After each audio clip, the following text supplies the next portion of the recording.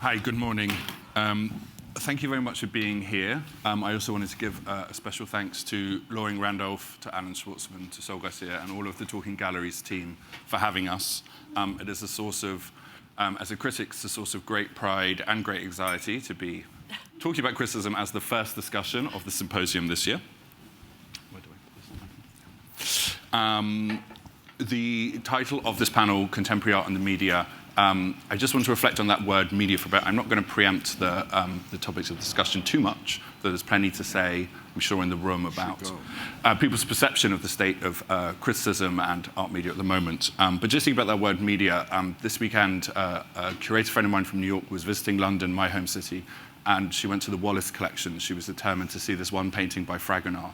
And she was posting on Instagram. She was just like walking through the rooms and just like, where is it? And like, is it on loan?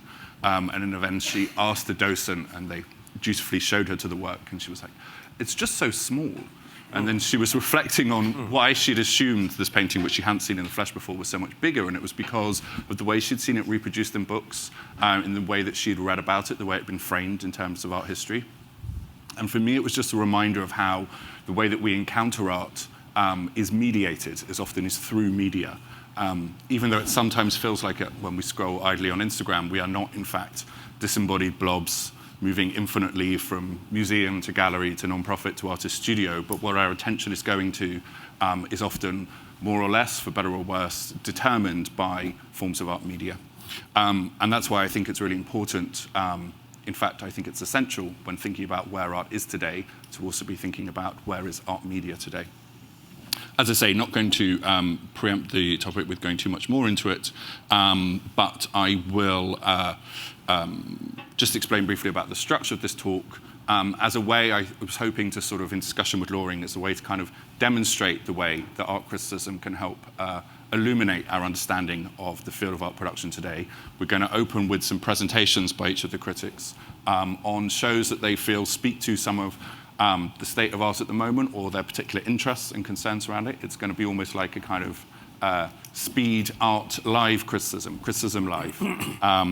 So there'll be short presentations from each of those, and then we'll pick up on some of the themes that arise in their presentations for a broader discussion about criticism, art, and media.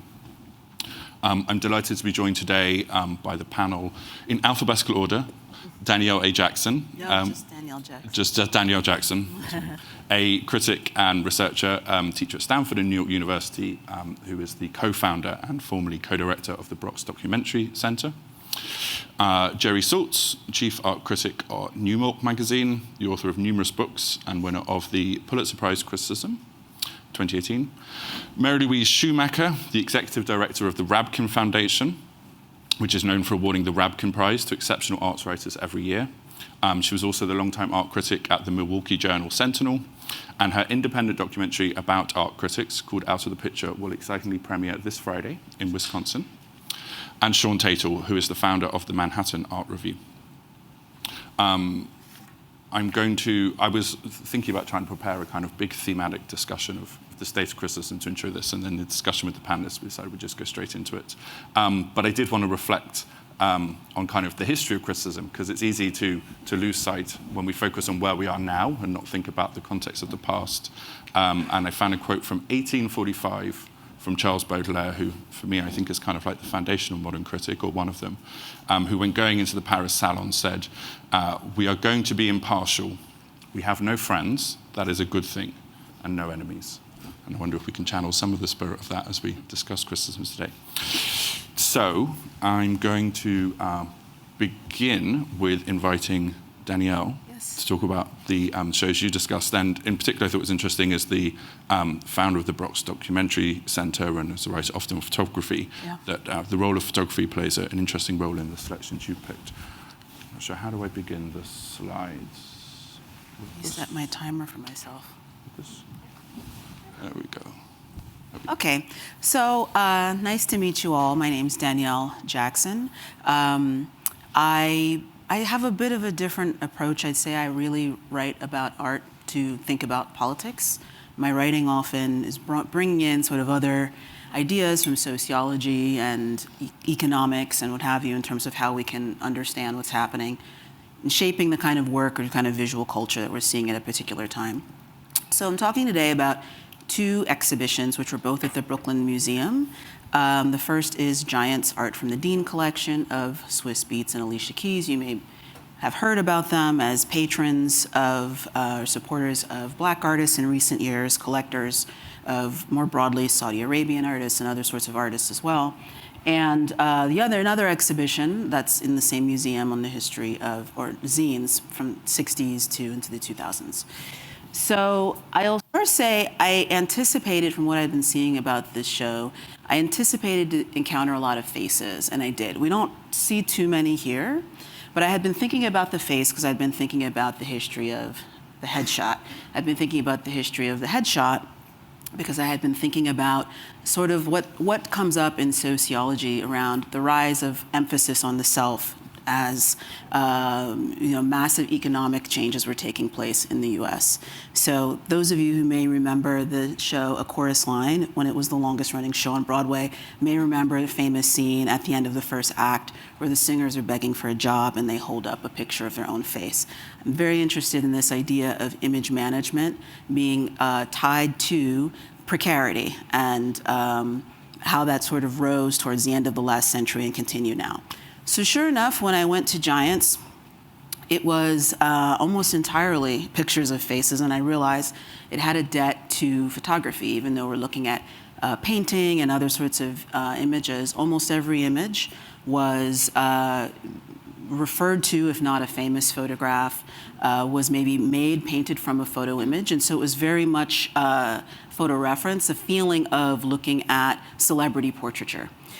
Why this is interesting to me is when we think about the way, if we think about what I read Swiss Beats having said in the New York Times that they want to be shapers of the market. When I think about who the deans are as collectors, the cultures they come from, they own or run a creative agency in Saudi Arabia, they come out of the world of media and entertainment, how that taste is reflected in the work I saw in the collection. So here we can see Titus Kafer's picture, which is based on a famous photograph of Muhammad Ali. There's not really another one necessarily here. Maybe we can switch to the next slide. This image is also this is actually quite literally full of photo references. So there's a number of pictures. In the back, in the tiny bit over here, you can see one of a number of images of the collectors themselves that were based on famous photographs. The deans have photographed themselves, imagined as Eldridge and Kathleen Cleaver of the Black Panthers, from a famous photograph. So I began to wonder, okay, how do we go beyond this? How do we go beyond this sort of ideological place, this idea of representation that has now become very, very literal around collecting just a portrait of a person? Where is there more of a way to kind of trouble the history of the photograph and portraiture, celebrity portraiture, right? So instead of works that kind of undermine or complicate media images, if we think of the Pictures generation, or if we even think of Lorna Simpson's work in the same show, these pictures really kind of reify the media image. So I was very relieved when I went upstairs to the exhibition on zines, and I'm sort of copy machine manifestos, artists who make zines. I did not recall that. So here, it was sort of a relief. These were all of the pictures that I have been missing. These are all of the pictures that I worry will not make it into sort of collector work collections of those who have a project of making exhibitions for self-esteem purposes or ameliorating a group image. So we're seeing true kind of markings of outsider culture. I teach and I directed my students, you have to see this was a use of technology that really, really was the kind of product of being an outsider, which is sort of gone. So again, the zines, what I love is that they also undermine, subvert, play with the media image in a way that I'm very relieved. I'll just add that I saw Arthur Jafa's show on Friday, and I think he's sort of leading the path into a different way of using that kind of media image that is radically different from the kinds of projects you saw in the Dean collection. So thank you. This is an Arthur Jafa. Yes, that is. There we go. Just moving back. This is the Arthur J for a work, interestingly, in the Giant Show. Thank you very much, Danielle. Tanisha, Mary Louise, you've also thought, well, both about photography in your selections, but also we're moving away from the epicenter of New York to other geographies. So would you like to talk about your selections, please? Good morning, everybody. It's really great to be here, especially with my wonderful colleagues. You know, we love to say in the art world that art critics don't hold power anymore. We've been saying this for a while.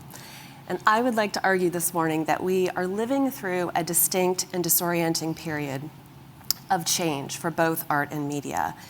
And that this makes the job of discerning what's genuinely artful, what's worthy of our collective attention, the pathfinding role of the critic, as essential as ever.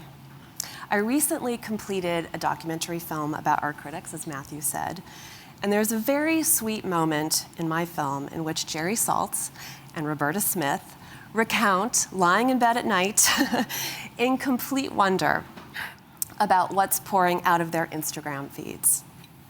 Culture does feel like a flood now. After all, the once rare tools of the artist are now in all of our back pockets. And visual culture has been pouring out of our screens and into our streets in new ways, challenging our definitions of art, how we engage with it, and how we see. One artwork that I thought would be a point of inspiration for our discussion this morning is Catherine Opie's Monument Monumental, which is part of the permanent collection at the Broad in LA. It's a visual poem that's been stuck in my brain for a while, a meditation on the American landscape in its many forms, actual and psychological, virtual and political, social and historical. At the center is an image we all know, the Confederate statue of Robert E. Lee that was reclaimed and activated by Black Lives Matter demonstrators in Richmond, Virginia. Kathy Opie got in her RV in LA and drove out to this site as a way to slip into what she described as an amorphous collective artwork, the movement of images itself. For her, the call and response of activism, performance, mark-making, and image creation, grounded in a site but spilling on and offline, seemed like a new form of art making to her that she wanted to explore and participate in. On her trip, she made pictures of the landscape itself. Blurred as they are, flanking the central image here, they're recognizable still as quintessential stand-ins for American majesty.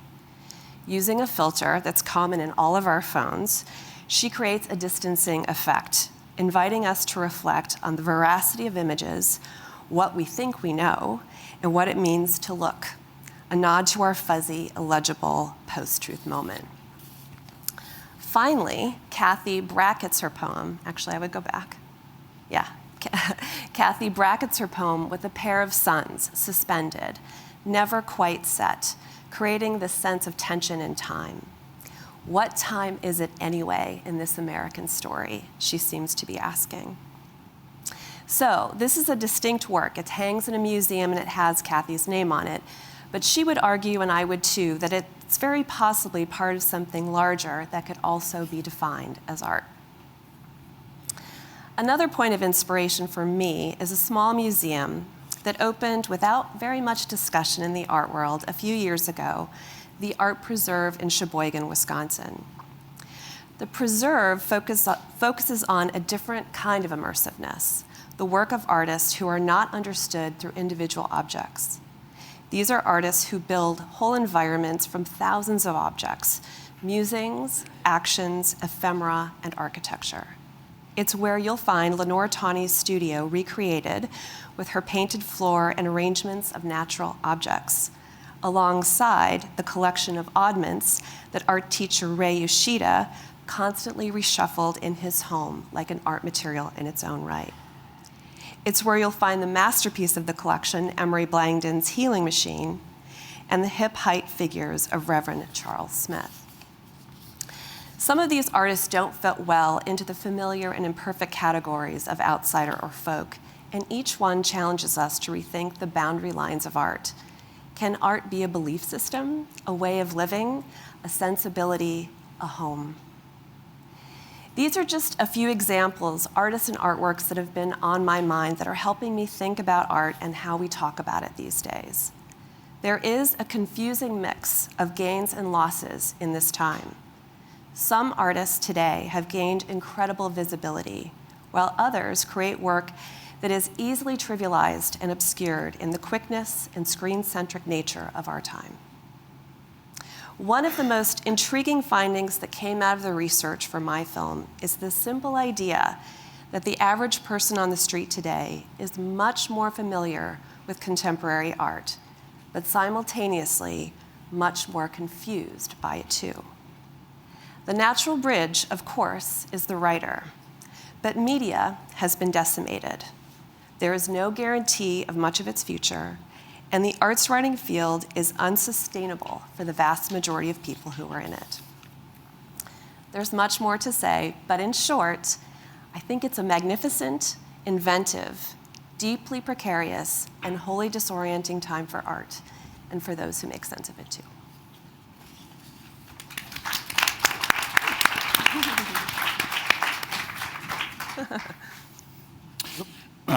Thank you very much, Marie-Louise. And that mention of the role of Instagram, social media platforms, and Jerry's particular response to it, I think leads us nicely to the first selection that Jerry wants to talk about, which I think many people consider was art with Instagram in mind, and a piece which I believe you described as some cross between relaxation exercise, euphoric TED Talk, and NSA levels of data mining. So would you like to begin with this, Jerry?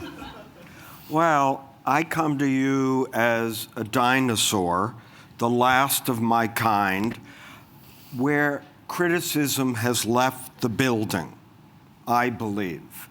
I don't know why it's done that, but I find that there's very, very little juice in art criticism. I'm not saying that I have it, but when I read others, they don't mention the artist's name until the fourth paragraph. You have to read through a lot of different ideas, long wall labels. I'm not against any of that, okay? I'm for it. You know, but for some reason, I think it's fear, a need for love. I don't know what it is, but there's an absence of critical voices. Somebody just saying, this one's better than that one. Now everybody is interested in everything. And I did not come here as a geezer to an interesting world. I wanted to come to a world that would fuck me up, okay?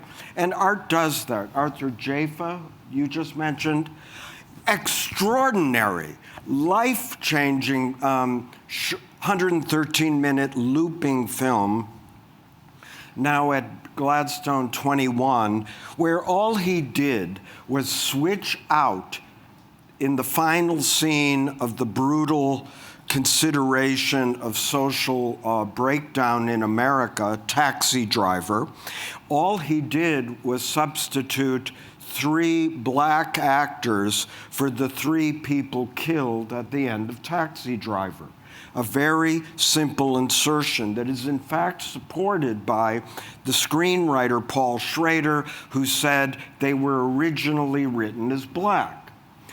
When you see it as black, you understand what the film was about, what America is about. How the hell did I get over here? I come from the era, and so do most of you, of white aesthetics. You are from the era of white aesthetics, and you did not even know it if you're my age. I did not know how racist the art world was. I had no clue. I thought we were equitable, open, fair, radical. We were those things, but there was a great absence in the middle of the art world. When Arthur Jaffa said, yes, Spielberg and Lucas and Coppola and those guys saved Hollywood, he adds, they saved it for the white man. And that is true. my point is, and now I'm going to wrap this up, now museums are selling off themselves to like decorative shit, like Rafik Adenal. If you like him, you won. It's everywhere, and they cost $1.5 million. If you want one, buy one for the lobby of this monstrosity that we're sitting in now. So that's one thing, and MoMA should just fill in its atrium and make it gallery space. It's a waste. It's a waste. The other thing is, I learned this in this century from these shows that in no particular importance, Kerry James Marshall, who else did we draw out? Henry Taylor, my favorite. And McLean Thomas, who's never been in a Whitney biennial. Why? Because she's too fucking messy. She loves color. She loves surface. She loves the things that art is made out of. Oh, you can hate that, I don't care. But I think it has the makings of thought structures. Look at that thing. And that's the end of my non-presentation, and I apologize. Look at that. Apology accepted. Art criticism lacking juice. I think, yeah, for many people, the Manhattan Art Review, which Sean Tatol founded, if whatever else you think it does, I think certainly inserts juice back into the criticism scene in New York. One of the other things for me I think is really important is it's revived short-form criticism, digestible, quick, responsive criticism.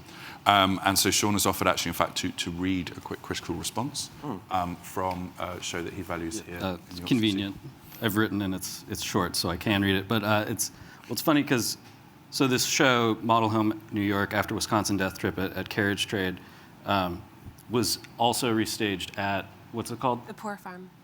But that's also in Wisconsin. Who okay, is it's the not artist? The place you were talking about. I thought it might have been. It's a group show. No. Okay, never mind. Who's the artist? It's a group show. Okay. But it's funny that with the Are media. you thinking Black River Falls? Yeah. Yeah.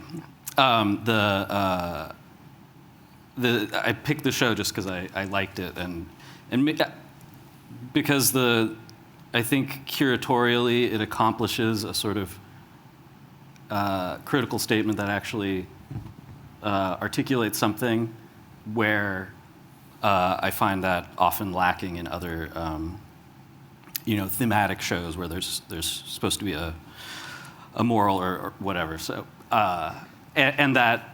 but then the irony is that this show is entirely about media and mediation of information, which is the theme of this talk. But it wasn't the theme when we first talked about it and I picked it, so that's funny. But so anyway, I'll read my review. So the artists are Peggy Awesh, Paul Auster, and Spencer Ostrander, Gretchen Bender, Sihan Kui, Mona Liao, Corky Lee, John Schabel, Charles Von Schaik. Model Home New York After Wisconsin Death Trip, Carriage Trade, 4.5 stars.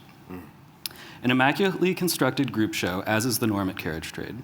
As the title indicates, the show is centered around Wisconsin Death Trip, Michael Lessie's unfamiliar to me but clearly remarkable book of photohistorical research, itself centered around the also remarkable work of Charles Van Schaik, the town photographer in Black River Falls, Wisconsin, from 1890 to 1910.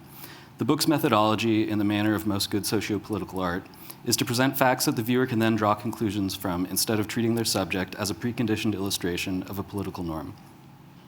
We see photos of fin de siècle Wisconsin and read news clippings from the era about crime, suffering, and gossip. We feel one way or another about the information we are given, but we are not told what we should think about it. The show's main room is dedicated to extracts from the book, and some of the other pieces, such as photo and video works on Chinese life in Flushing, Queens, operate on a similarly documentary level. The show's prevailing thesis, which takes it beyond simply copycatting the book, turns this materialist, as in historical, lens towards the skewed dissemination of information by the news. Everyone hopefully realizes that the New York Times presents a less than objective view of the world. But notwithstanding the newspaper's considerable imperfections, it has to be admitted that the media cannot do anything other than mediate and thus distort reality. Corky Lee can take a picture of a protester bleeding from the head and being carried away by the cops because he was there at the time. The picture is one thing, the way a newspaper uses his image and reports on the protest is another, and the actual moment itself is a distinct, irreducible third.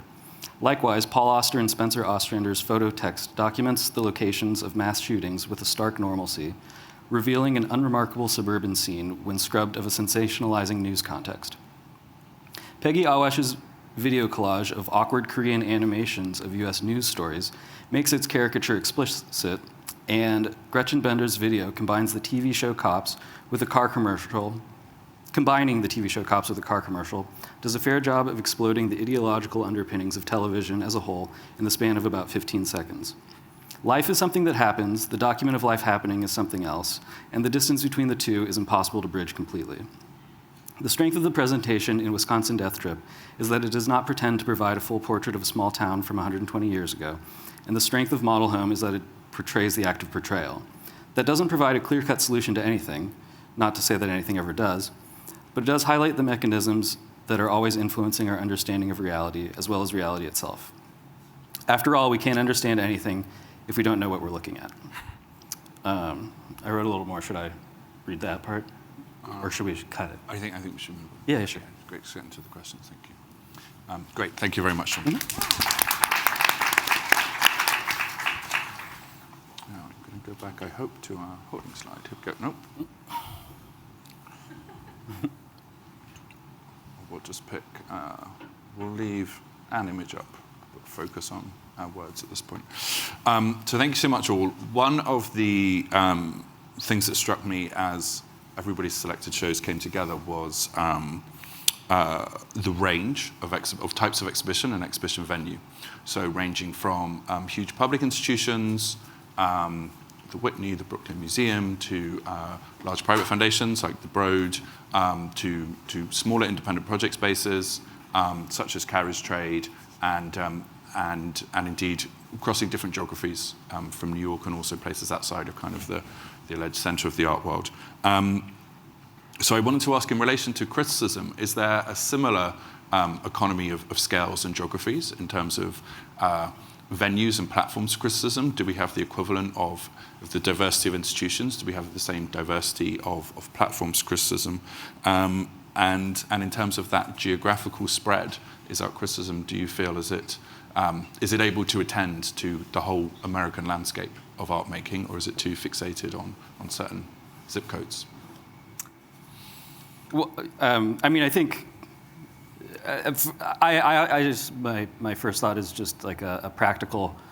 I often say to people that, talking about like living in New York or something, that some people talk about wanting to leave or something, and I always say, well, I can't consider leaving because New York City is the only place I know of in the world where you can go to a dozen shows every week and not run out.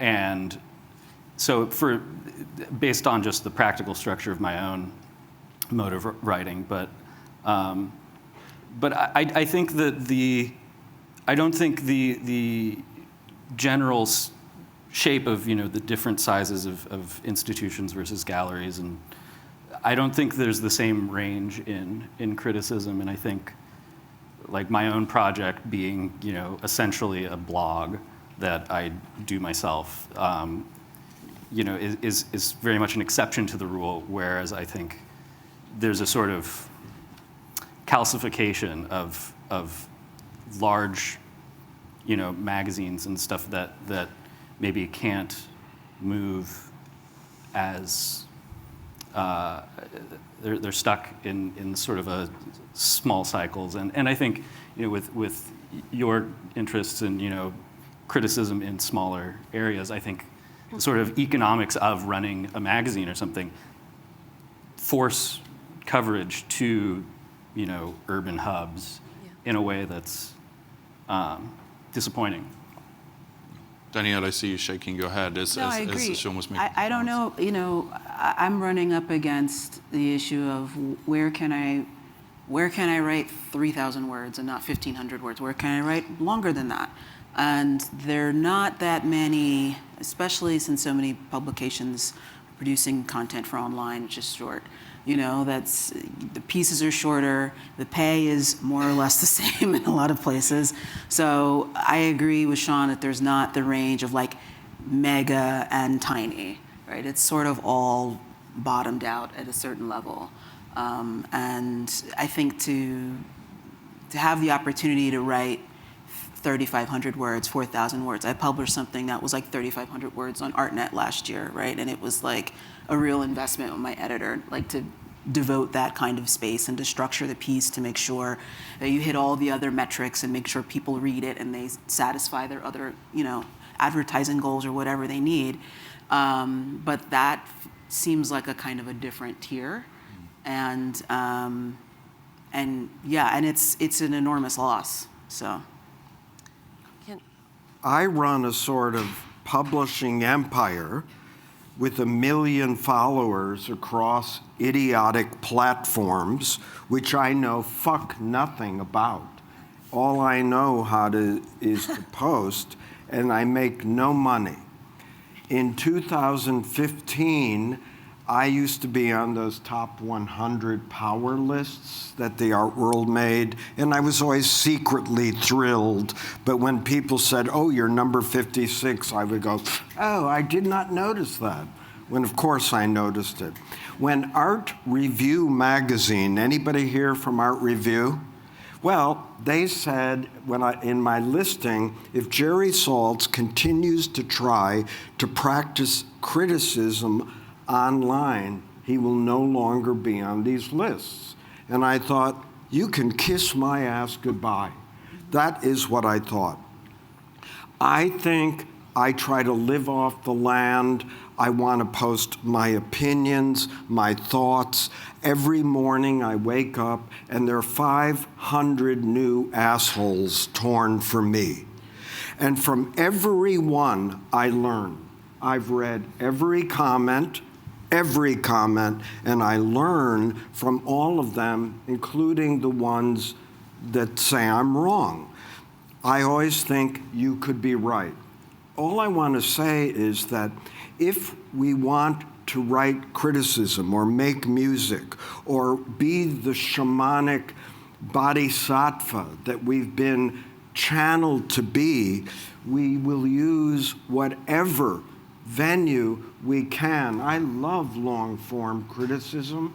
I used to write 5,000, 6,000 words. I was lucky to be published, but there's also the shorter take, the one-line take, the take that I can't read on my idiot Instagram. You're not the first to complain. Yeah, you just need to do it in several screens.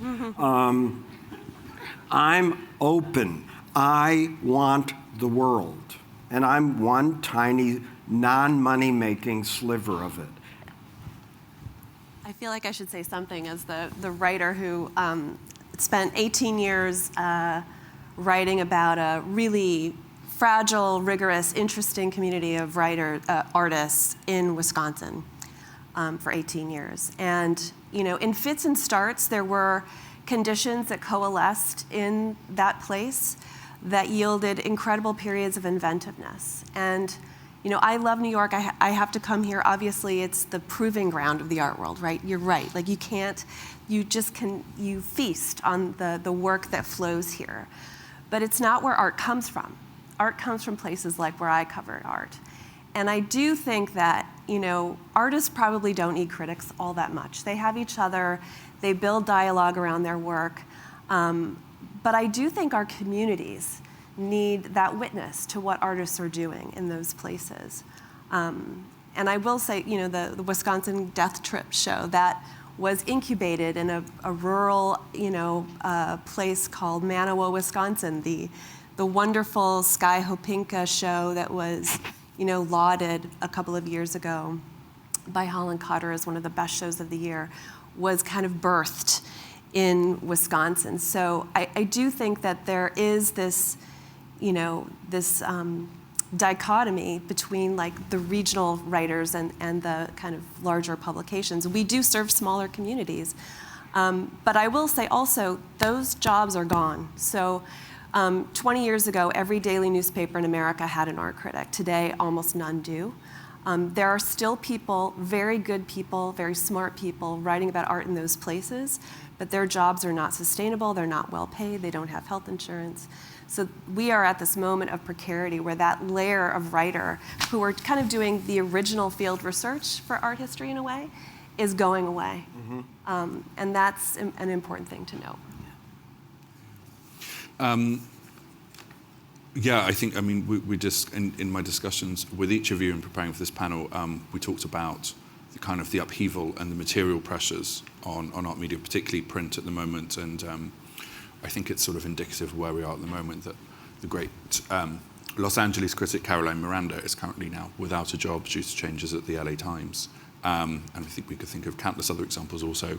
The closing of the Village Voice, which has been, I think, influential for nearly everybody on this panel in one form or another. It's just another example. So I guess, and one question you raised in our discussion in preparing for this, Mary Louise, was what are the prospects of art writing be appreciated? Is that by such a broad audience, is that model still of a wide readership of writing on art one that we should still think to aspire to? And if so, does criticism need to be influential in that way in order to be effective? If artists have each other for discussion, etc. Yeah. So I'd welcome the panel's thoughts on whether that broad readership model is something that we should even still be aiming to reinvent in another way, or if there is another model of criticism's reception that might be more relevant.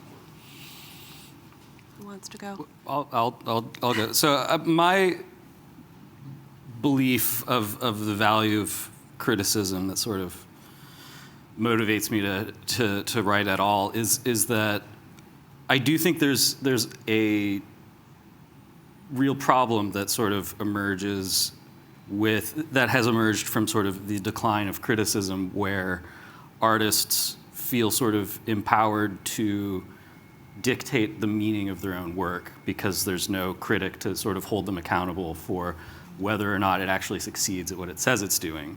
This is sort of like people talk about this in the reviews of the Whitney Biennial all the time, that the wall text is sort of, there can be a huge birth between the thing when you look at it, and then the wall text says that it's about something that is not at all inherent within the work itself. And I think that's a certain kind of overreach that it creates a sort of like entitlement in artists where they don't sort of struggle with their own work. They're not grappling with like trying to find something that succeeds in the terms of art, and that those terms themselves are what critical discourse should edify and make clear to people, and just to raise these notions into because it's not like I believe I'm like a voice of absolute truth or something, but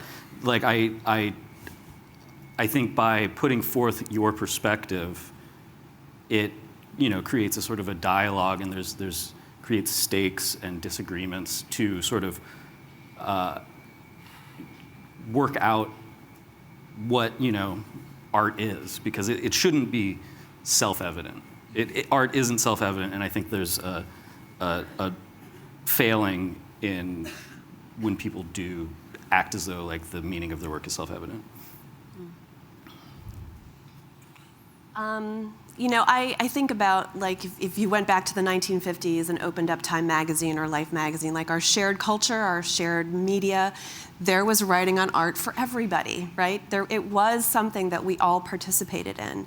And that feels really like it's gone away. And I don't honestly have an answer to this. I don't know that anybody does. I think, as Matthew said, so much of our media is now coming from our screens and our devices and the internet. And those spaces are driven by algorithms that are kind of antithetical to thoughtfulness and complexity and nuance.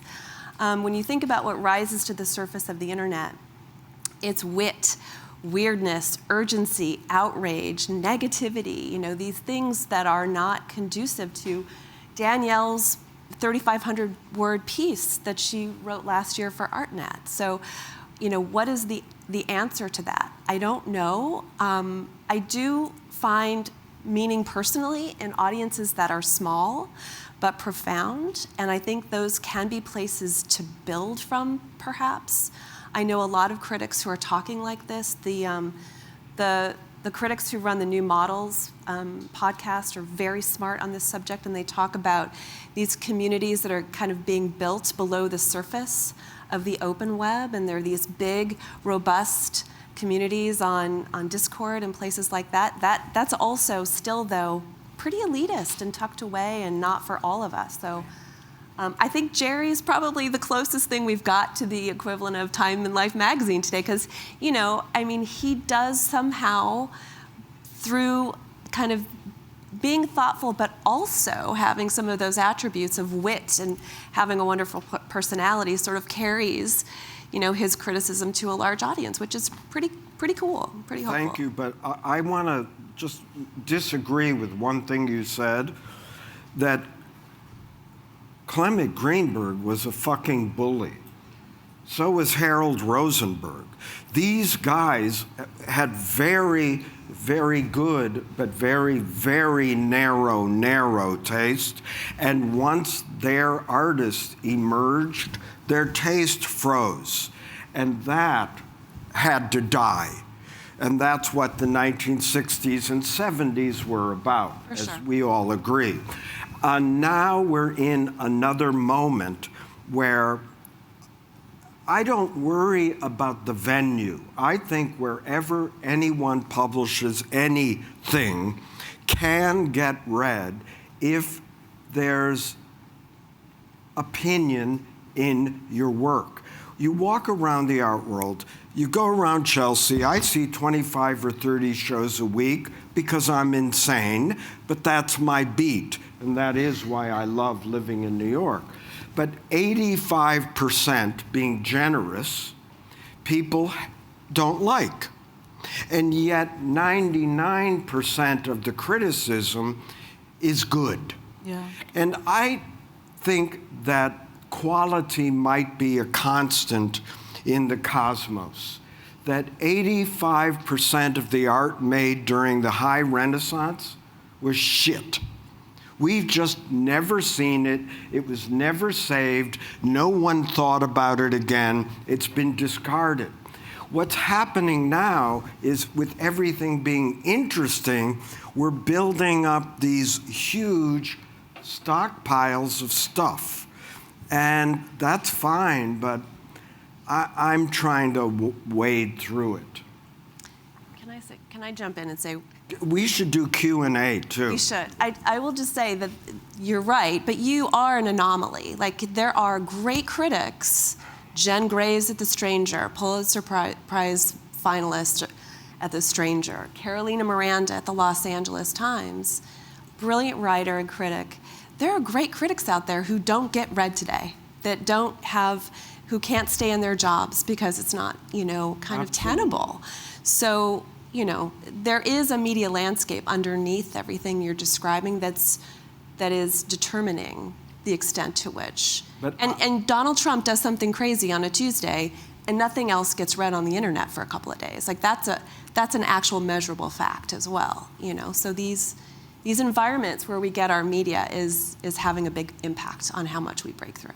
I agree. I would only add that I don't make a dime from any of my idiot posts, none. Yeah. And so you're 100% right that there's not a lot of money in criticism, but nobody I know, nobody you know, ever got into criticism to make money. It's a loser's game. What I will say, though, is because I'm the same way. My site doesn't really make any. I have like ads that I've made maybe $500 in 3 years from. So the thing is that an actually integral reason that I could sort of gain momentum and do all of this is that I it really kind of caught on right after lockdown from COVID, where, you know, life had kind of shut down, and I had a reason to leave my house and go to some galleries, you know, where there's not any people, so it's safe, and you know, do that weekly just because I had a lot of free time to throw at this thing, which did not really pay off at all. It was really just, you know, for my own benefit for 2 or 3 years of the almost 5 years I've been doing it. And so, like, you know, it's a very narrow window that allowed me to sort of do it at all, because writing is a lot of work, and to do it for free, you have to have like a, you know, 1 in a million setup of how you can do it. So it is, and you know, I think there's possibility in that, but it's a possibility. It's a huge range of possibilities to, you know, promote yourself and be published online somewhere. But without money, people aren't gonna feel like it. I'll just say, it strikes me that, yes, Mary Louise, what you say is true, right? What goes viral is kind of the most spectacular negative, but that's not true within publications. And Jerry and Sean, you can write what you think and write negatively because you're writing on your own platforms. Yeah. And I can't tell you, I've been asked to write about artists who I think they're expecting something different, and I come back with a very critical take, and I know I can only do that with 1 or 2 editors, a few publications, and even then, it's a fine line about how far can I go and what can I say, and there's something to be said that the negative is not actually what's working or what is popular or viral with art publications. Yep. You've actually met editors that said, ooh, you can't write that. No, but just they're not outright, but within the text, there's when we're going over, you know, line by line or certain phrases or things like that, there is a line. There's a line. Why? And so I can't answer that. I think part of it is it may be going against the tone of what, you know, I just was up all night finishing something on the biennial, right? And what will probably be perceived as a negative take, an outright negative take. But I was reading the 93 reviews, and the language was so rich, partly because all of the jargon that we used to talk about identity and whatever hadn't been developed yet, so people could be very precise in describing what was happening and how they thought about it. But there's something to be said about the history of kind of critical backlashes that I think have made publications say, well, we want to be more fair, we want to, you know, this can be perceived as, you know, being just unnecessarily hostile, and let's kind of create. I also personally feel that you know, you started with Baudelaire, and we have no friends and no enemies. And for me, at some point, I stopped accepting followers or following others on social media. I don't want anything that gives a perception that we are friends, we're in a certain relationship with each other, you know? And I think there's something about the way communities have formed online, particularly in some of the communities I'm asked to write about, which is like the sub-world of the photo world or artists of color or whatever, where it's sort of expected, or there's a kind of activist take that we're all in this together. And I feel like, no, especially if I'm gonna be paid very little to do this, I'm gonna say what I actually want, you know, what I actually think.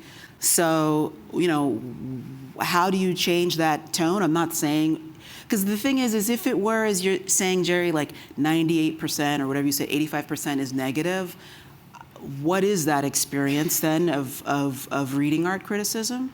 And I'm not, you know, I've not been an editor, so I'm not thinking about what it means to manage a publication, but I have to wonder that there are competing interests, and I don't know where advertisers are concerned or whatever else, so.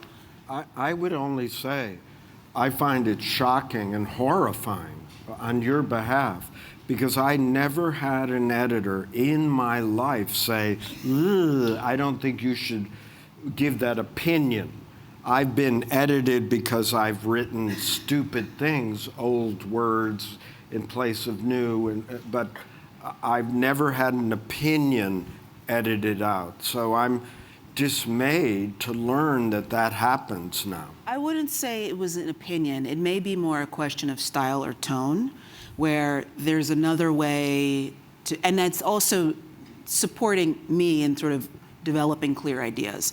But I think, yeah, there is, I've worked with great editors who I believe have been willing to take risks, and it's not necessarily going to be everywhere, so. Anybody?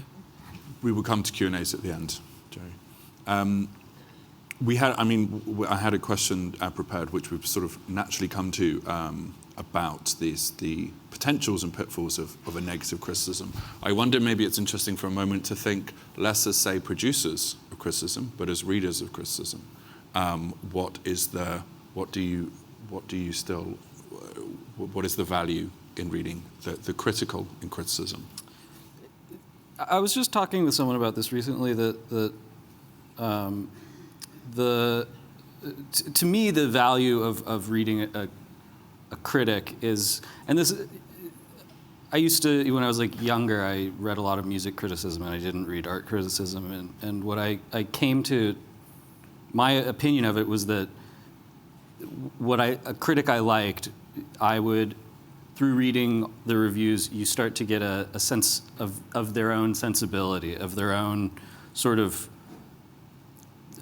that they have a developed view of the thing that they're talking about, and that there's a certain scope delineated by the sense of taste that they have, which doesn't, like I when I was a teenager, I was reading a lot of like Robert Christgau, and I loved his writing, and I don't like his taste very much. He likes things that I don't like, but the fact of the particularities of his point of view really articulated the idea of sort of, having a precision in the way that you approach your subject, and like to know things widely. And just like the reading Christgau made me want to know about music in a broad, sort of encompassing scope in the way that he did. And so, I think that a good piece of criticism should be a strong assertion of a perspective, and that the strength of the perspective is, it implies the sort of knowledge that the critic has. And I think a lot of, the sort of,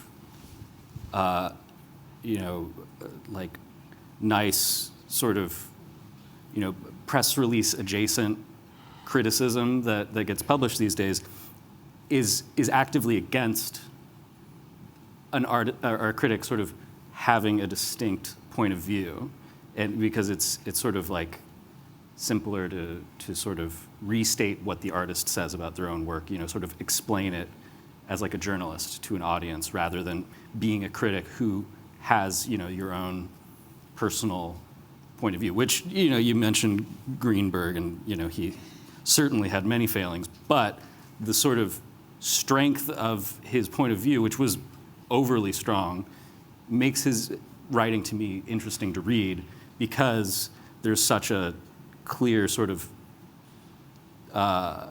set of stakes that he judges art off of. Whose writing today do we like? Who do you like? Who do you read today that you go, that's interesting?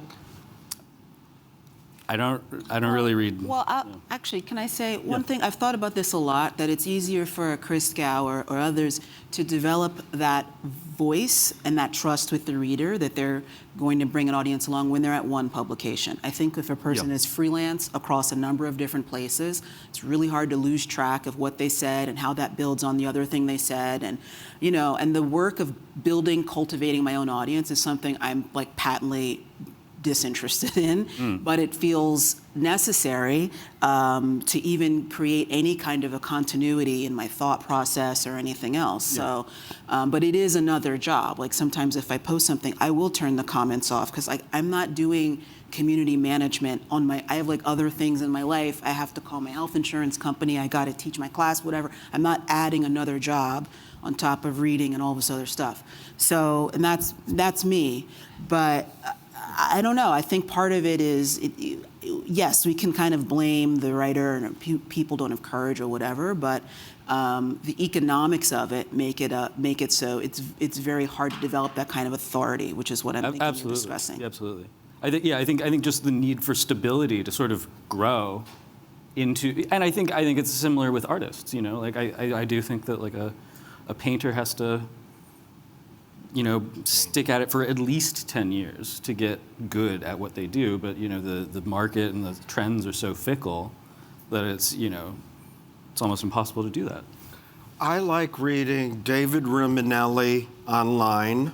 Oh, yeah, he's great. On Instagram. I like reading Walter Robinson on Instagram. I like reading something called Dag Central on Instagram. I like reading, I didn't know it was you, and I can't read it, but I'm looking for... There's the website, too. I don't know websites. And I look for your opinion, and I disagree most of the time, but that is interesting to me. Who else do we like online? Any names? Let's save that for the Q&A. Sorry, I thought this was only a 45-minute panel, and I was rushing it. So I said everything I have to say. We just got a couple more questions, and then we'll come to it. But thank you, I appreciate it. Sorry. I will just say the writers who I love, Maggie Nelson, Gillian Steinhauer, Aruna D'Souza, Jen Graves, who's back on Substack, Carolina Miranda, are writers that a lot of critics will say are not critics. And the one thing I will say about negativity, and I think the critical issue in criticism is judgment and insight, somebody who actually has something to add to the conversation. The artist has something to say, and the critic comes back with their own perspective. And judgment shows up in a lot of different ways in the world, you know? And I think, to Jerry's point about Greenberg and Rosenberg, I think a lot of these calls for judgment and negativity are sometimes, at least this is a question I have, are sometimes defending an old position. These are sometimes writers or thinkers who are interested in kind of the old Western European taxonomies of art history and not accepting the fact that judgments come into the world with different frameworks now. And we need more of those frameworks kind of in the mix. Agreed. So. Well, I will say that, oh no, I lost it. Oh, it's gone. It was about, I think that the kind of cultural idea of negativity now has changed. The negativity can mean a lot of things, you know, like someone told me the other day, well, I liked the piece that you did on this person because I didn't feel bad for liking their work. You just explained to me other ways to think about it. And it's understood as a negative review, but it's not like a harsh pan, which frankly is how a lot of my drafts start out, and then my editor, when we move back. But I do think there is a value in just being able to just be analytical. What is this? What is happening in it? Pick it apart. And that's not rubber stamping and just saying, I'm reading the press release, I'm moving to the next, you know, moving this person through. So yeah, I think we have to be less afraid of what negative even means and not be informed by kind of vitriol and other parts of media and the internet. My wife has something that she got from Donald Judd. She said, for her, writing is description, judgment, description, judgment. And that's what I'm talking about, not negativity, Right. but judgment, discernment, how this is different than that one, better than this one that is, you know, like that. And I'd say that what gains readership is not negativity, although that's always fun to read your best friend being destroyed. I too love that, you know? But I think it's about how you write, not all based on saying naughty things. It's how you write. It's your voice, the only thing you have. Can I say one more thing? Yeah. The other thing Mary that Louise and then happens Danielle. to negativity is so, like, your review of the Whitney Biennial that has some critical aspects to it. From 2019. One you filed last night. Oh, yeah. I assume will go, like, one of the things that can happen, especially around something like the Whitney Biennial, is you could get a really thoughtful piece that's critical, it goes on the internet, and then it stirs this discussion and everything gets flattened and negative too. So I think there is this, I know writers who don't want to be critical because they don't want to take those thoughts online and be pummeled Yes. by that phenomenon. So that's an issue too. Yeah, I mean, I think it occurs to me in asking these questions that I could have saved a lot of them by just asking, who do you write for? Yeah. And actually somehow gets to the bottom of it. And I think for me, the kind of the loving in criticism, the supportive, which is sometimes is to hold somebody to account or to look at an area for improvement, but it's not a kind of joyous sabotage, but actually but it has to be predicated on a basis of support. And for me, I think that comes when the audience is actually an artist, and when you're actually in dialogue with how do you help on a collaborative basis an artist be the artist that they want to be, that you want them to be, and etc. I would like to say I write for the reader. That's who I'm writing for. Not the artist, not the dealer, not the museum person, not the soccer mom, not anybody. I'm writing for to be read. Never the artist. I think maybe one last question, and I'll ask everybody to answer, maybe if you can, in a sentence. Essentially, having talked about challenge and negativity, but to go back to channel some of the illumination and joyousness that you all shared in your selection of shows to open this panel, is how does criticism anchor the good in art making? And what qualities are we going to look for critics in the years to come, given the state of the landscape as kind of surveyed today? Can art change the world? Yeah. Is what I wonder. And I guess the obvious answer is no. It can't stop starvation. It's not going to cure AIDS in sub-Saharan Africa. But art does change the world, I think, by osmosis and incrementally. That means one idea being implanted and spread and mutating and changing and etc. I think that criticism is part of that organism that is always evolving, and that's my non-answer to that. I don't know. So I just happened to read Sontag's On Style, and it's a jam-packed essay, but just this general idea that that the style of an artist is sort of the baseline and the content that an artwork, like, you can't separate form and content, because if there's a message or something that arrives through the means of the style.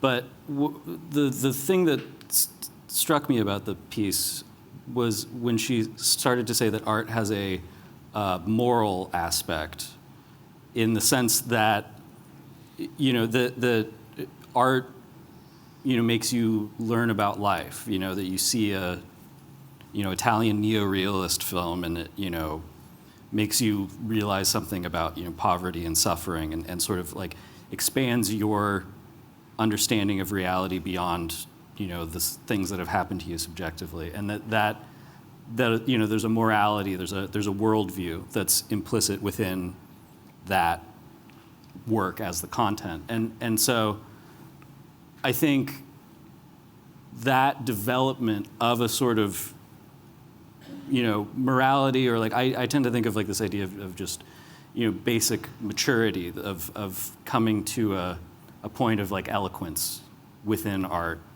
That I think the value of criticism is a judgment of that development within the art, which then reflects back to the value of art for like enriching our experience of life. These questions are always really hard, because it really comes down to this question of what is art for, which is like the most impossible question to answer, and it always results in some kind of flowery language that never actually answers that question very well. I will say that I have my own answer to that question that came up for me years ago when I read Kazuo Ishiguro's little novel about cloning called Never Let Me Go, which isn't about cloning at all. It's actually about art and what drives us to seek it out and make it. And what I kind of articulated for myself after reading that novel was that art essentially serves two purposes. It either kind of connects us really directly to human experience, kind of making an end run around our intellect, like hooking us right into the soundboard of humanity, or it anesthetizes us against that. It's kind of the balm against just the hardship of being a human on the planet. And I think everybody deserves both of those things. We all need both of those things. Art is becoming this thing that is less for everybody. And I think what critics do, I go back to the very first thing I said today, which is yes, judgment, yes, insight, but that pathfinding role of the critic today, the person who's going to go through the flood of things Jerry and Roberta are talking about coming into our lives and say, this over here is worth our attention. Imani Perry talks about attention as like this divine gift that we give each other. And critics do that for us. They help us locate those moments in our culture that we all really need. So that's what I would say. That's a very nice answer. I have, I guess, a shorter version, which is just when criticism can shed light, then to me that is good. And I guess that's really, sometimes there's more, I think we were talking about should there be more heat than light or just more heat, but I think shedding light is deeply necessary. Should we take this moment to turn to some audience Q&As? Would anybody have any questions for our panel? Make it a question, no statements. No men. No, you're a man, but you can make a question. There's questions back there. There's a question. I'm interested in finding good art about right-wing causes, like pro-global warming or anti-abortion art or misogyny art. I've desperately tried to get museums and curators to be on the lookout for that, but you can see that there's nobody interested in it. Wouldn't you like to see if good art can be made about bad things, other than Picasso? There's a question right back there. Get him the microphone, for God. Hi, I guess it's simple. I was curious, maybe if you had thoughts on how you all could monetize this more and make it more sustainable and encourage more young people to pursue criticism, because I don't know, the people you write about benefit directly. We have a gallery, and if Roberta writes, a lot happens. But it just seems interesting that it's such an unsustainable profession financially.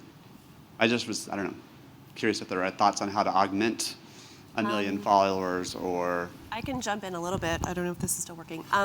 So in the world of media, there is this huge shift that's happening right now towards philanthropic support of especially local and regional media. We're going to a time where we basically have a handful of national publications, and all the regional publications are kind of becoming ghosts of their former selves. They're really going off a cliff. And so there's this $500 million press forward project that is, all these foundations are putting money, philanthropic support, which is no panacea, but it's a hopeful thing. There's this turn. Cultural writing is not even part of that discussion and should be. If everybody in this room who knows foundation people can get together, we need to nose our way into that conversation, because I think the world of media... What? Oh, good. There's one following this conversation, Oh. so stick around. Stick around. Yeah. That's great, because most editors in mainstream media think that art critics are doing something that's kind of a frill, that's sort of about this elitist pastime.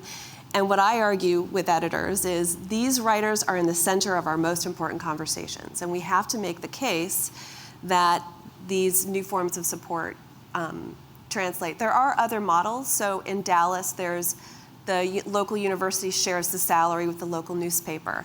There's the Rubin Institute in San Francisco, which pays for literally newsroom positions for classical music writing. So there are kind of like a couple of models percolating, but there aren't very many, and we need more kind of thought leaders in this discussion, I would say. I would like to add, I think that art, to the contrary, is not getting more and more elitist and narrow. I would like to say that art seems to be getting more and more public-facing, and big, fucking huge. Too big for me, not for you. People go to the Venice Biennale now, to all these giant biennials, to great, huge art fairs. Not against it, but I get panicked and I can't go, and I love watching all of you online. But all of this art is always in the cause and for something, or to intervene, or to, whatever that is. I don't remember the words. I miss a smaller, more intimate art. The person who asked the question runs Shrine Gallery on Broadway near White Street. And you show all sorts of art, outsider artists, unknown artists, found artists, whatever. I guess I'm a voice not against the Venice and Biennales, but I find them to be not for me anymore. I find them to be events, big fucking culture, unrelatable for me. And I just think they're done by super curators, where all the power is given to these like 3 kids that I don't have anything. I understand people make money off of Substack, but I don't have one. Yeah, it's another job to cultivate that base who's going to pay you. Yeah. So. Yeah. It is interesting. I am just inverterately not particularly a podcast listener, but I think it's been interesting over the last few years how both in terms of either people who to some extent already established as authorities in the art world from writing or other roles going into podcasts, but similarly people becoming voices published in book form even on the basis of podcasts. Yep. What podcasts do you listen to? I don't really. Oh, I listen to like 4 art podcasts. I could recommend 4 at the end.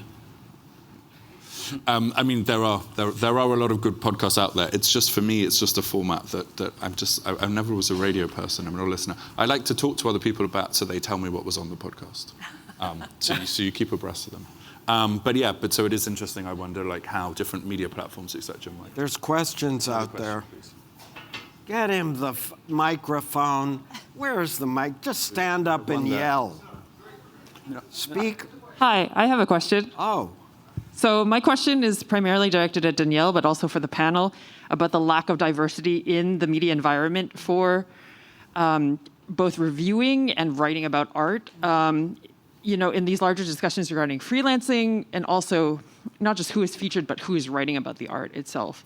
And I was really curious in all of, you alluded to this idea of everyone in it together or everyone being friends, but I think it's particularly difficult if you are a minority or a non-American or a foreign publication covering contemporary art and things like art auctions.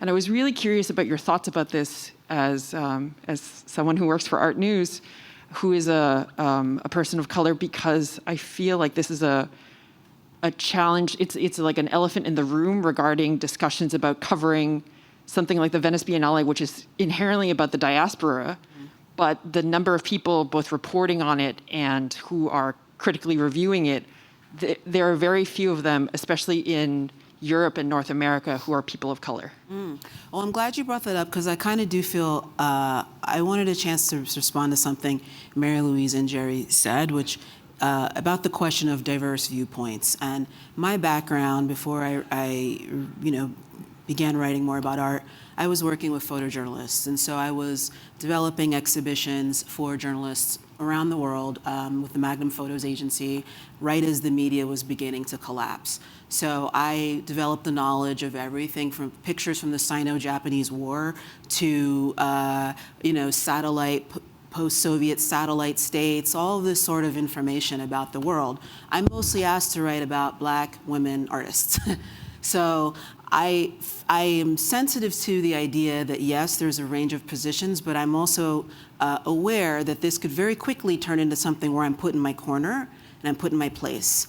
And I'm also aware that when we say something that there is such a thing as Black aesthetics, and what I hope to point out with what I showed is like a lot of those Black aesthetics come from Life magazine and Alfred Eisenstadt and white photographers, right, that are being emulated in the work of the Dean Collection, for example. So the essentializing, to me, there's a fine line between saying, yes, I have a range of perspectives. I also have a degree in Africana Studies, which is humanities of the African diaspora. I watched films by African filmmakers and read African literature. That's what qualifies me to write about some of the things I write about, not the fact that I'm Black. So I'm troubled because it is a very, very dangerous line, and I've considered it part of almost what I talk about epistemological crisis. Who's assumed to know what? So the implication is that I am not assumed to have other kinds of knowledges if I'm an expert in this one thing. Or if I'm asked, some of this is also about the economics, right? There's zillions of freelancers. It's actually easier if you go to your one person for this and your other person for that, right? In terms of, and I'll also say some people are fine with that. But, my world, my actual world, and the art that I'm around is very, very mixed. My neighbor is here, fantastic artist, who Blanca, yes, and Blanca. Blanca. A lot of Blanca's work. Blanca runs a great apartment gallery next door to me. A lot of her work is not exclusively, but has looked at the Mexican American experience. Some of it's deeply inspiring to me. Am I not allowed to write about that because I don't come from that community? Like, what are we doing when we sort of say we need one person for every box? Not every culture is represented by a critic or an artist from that background to have a sufficient knowledge to write about them. In terms of, I can't speak too much to the broader picture of how non-diverse it is. I come from photojournalism, which was found to be like the whitest of all of the cultural professions in New York City. So I take it for granted, but I also am quite isolated because I'm a freelancer and I'm just typing away at my apartment in the Bronx, right? I would say there has to be sort of a change on many parts in terms of who publications think of when they go, who they're going to go to when they think of certain people for certain things. And I don't know, I'm looking vaguely, I don't know where you went, but I just want to encourage us all to say, okay, there should be people of color writing about this, but that does not, we should not assume we know what they're going to say. Just because I have a certain background doesn't mean I'm going to like this work or approve of it or have particular authority more than the next person. It's what is underneath all of that is a kind of dissolution of a common ground, a presumed common ground. Well said. Can I say something? Just because I, as part of the research for my film, did an actual survey of visual arts writers in the US that was taken by 327 visual arts writers in the US. It's a little dated now, it's about 5 years old. But we ran the numbers, and the field is incredibly white and incredibly of a certain generation as well. And I will just say that of those 327 people, those who held reasonable pay and had visibility and influence really were 6 people. And most of them, 5 of those are in New York City, 5 of them are men, all of them are white. And so that's the reality that's making the editor pick up the phone and call Danielle when she might not be like, they're kind of tokenizing her, which that needs to kind of get smoothed out. But there is a huge actual bank of writers of color today who not only need to be writing about artists of color, but need to be writing about white artists and other artists. Like these perspectives, our dominant voices represent a limited perspective. That's just a fact. And we do need to kind of broaden that out, I would say, by the numbers. And I'll say I accept less than I'm asked to do, partly because of issues of time. So I'm very happy to write about the people I'm asked to write about. It's not that I feel like victimized or even necessarily tokenized in that way, but it has been interesting to observe that I have a reputation in one world with photojournalism for one thing, and slowly, if I'm not very careful with what I choose to do, I'm going to be known for only writing about this one thing. This one thing, as if they were all, it's not all the same, but. Yeah. Should we go to the next question, please? Just a question. I think most people here, myself included, are pretty old, and we grew up reading. Young people don't read. And you've talked a lot about writing and reading, and you mentioned podcasts briefly, but you said you don't watch them yourself. So, what are we going to do about this? And what is art criticism going to mean in 5 or 10 years? And how are you going to get the next generation? My kids don't read. I mean, they watch, they consume. Their attention span, we know, is limited. How do you address that in this world? Indeed. Indeed, it is a problem. What I'll say is that there's, because on some level, if I have a thesis to what I think about art in general and stuff, is just that people should read more. That's kind of my belief about what art should happen with art and everything, is just that people should read more and educate themselves more and be exposed to more, study more, and just the things I've gotten out of life have come from forcing myself to read a lot or something. So I very much believe in that as sort of edifying to society.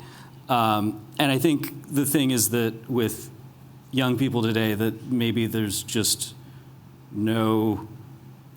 I've been thinking about, because I mentioned I've been reading Sontag, and the thing about her is that that she was a public intellectual. She was an extremely famous person who would write about flaming creatures and obscure German art films, Hitler, a film from Germany, 7.5 hour long, bizarre movie about Hitler, which I saw at Lincoln Center last month, which is a crazy experience. But that someone who in the public eye is championing these extremely far out things is, I think, to me, seeing people as role models of someone who is an intellectual was instrumental in me wanting to read and educate myself. And I think that the current cultural climate lacks those sort of models compared to what it used to be, in the 20th century. I would like to say, au contraire, I think that more people are reading and writing today than have ever written in the world, in the history of the world. You wrote today. All of you have written today. All of you have already read today. Probably a lot of different things. Not in depth, I know, but I think that we all are outsiders. We're smelly shaman from the edge of the village who make this bizarre stuff and think these odd thoughts that somehow we try to convince the rest of the culture that they need. And for whatever reason, the culture seems to need us, and we're succeeding that way. So I don't worry so much about the received wisdom, if you will, of people aren't reading enough, they're not writing enough. I think people are doing pretty good. I think that I could only live in this timeline. In any other timeline, as an illegal Estonian Jewish immigrant, I would have been killed, like all of my relatives, like many of you here. You would not be alive. So I'm happy I'm here now.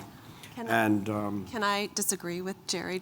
You must disagree. Love you, Jerry. I think as a newspaper person, I come from a slightly different position than some people in this room, and I do know that, like, to your point, readership, it's not just the business model that's going off the cliff. Readership is, in fact, going off the cliff for a lot of the good journalism that kind of keeps us in an informed state where we have some kind of shared sense of the facts and the truth, which we need to run our democracy. So that is like a very real problem.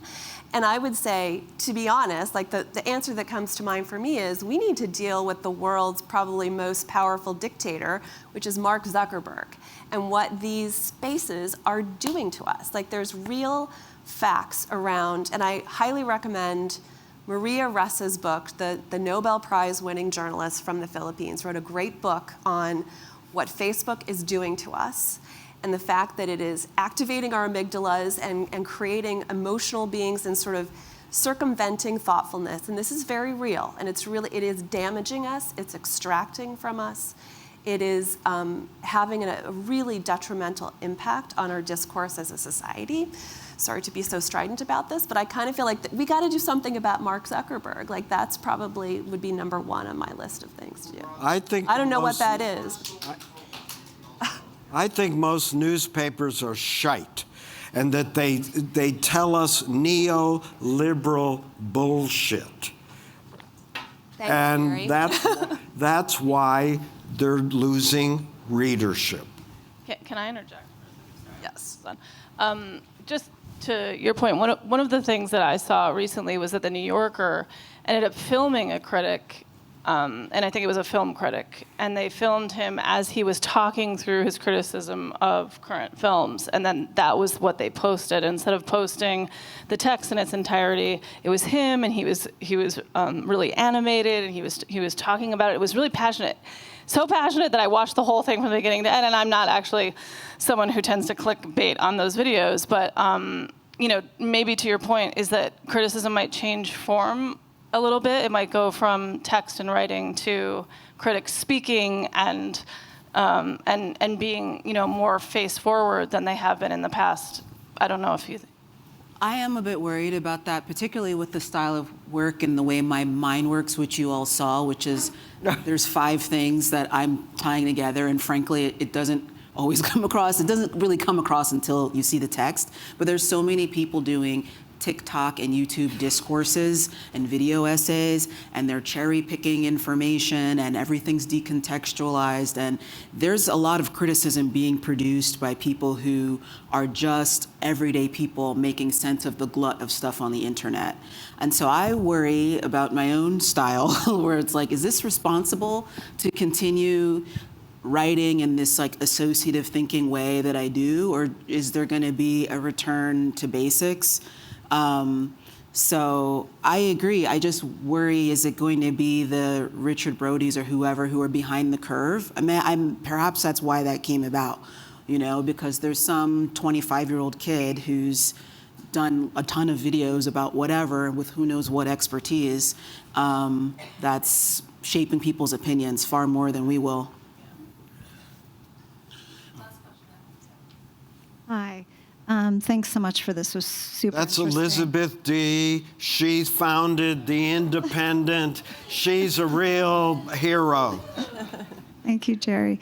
I'm just thinking about the gallerists. I represent, over the course of the year, 125 galleries. We talk all the time about the work they're doing and the fight that they have to make sure their artists are seen, and the exhibition making that they're doing is valid and also written about, so it doesn't just last 6 weeks. And your roles are so critical.